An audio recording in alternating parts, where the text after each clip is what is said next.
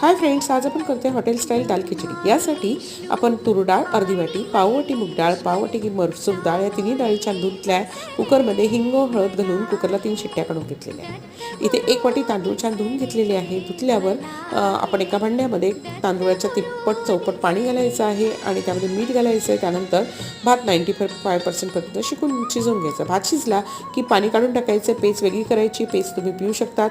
आपला डाळ छान शिजलेली आहे। डाळीला फोडणी घालण्यासाठी कढईमध्ये तेल गरम केलं, मोहरी जिरं टाकल्यावर त्यामध्ये बारीक चिरलेली हिरवी मिरची, लसूण, कांदा घालायचा। त्यानंतर त्यामध्ये आपण सुके मसाले घातले, टोमॅटो घातला। टोमॅटो छान नरम झाला की आपल्याला त्यामध्ये घालायचं आहे आपली शिजलेली डाळ। ही डाळ घातली की आपण मस्तपैकी आवश्यकतेनुसार पाणी घालायचं आहे, चवीनुसार मीठ घालायचं आहे, थोडासा गरम मसाला घालायचा आहे, थोडीशी आमचूर पावडर घालायची आहे आणि त्यानंतर शिजलेला भात या डाळीमध्ये छानपैकी मिक्स करून घ्यायचा आहे। वरतून कोथिंबीर पेरायची, तडका टाकायचा की दाल खिचडा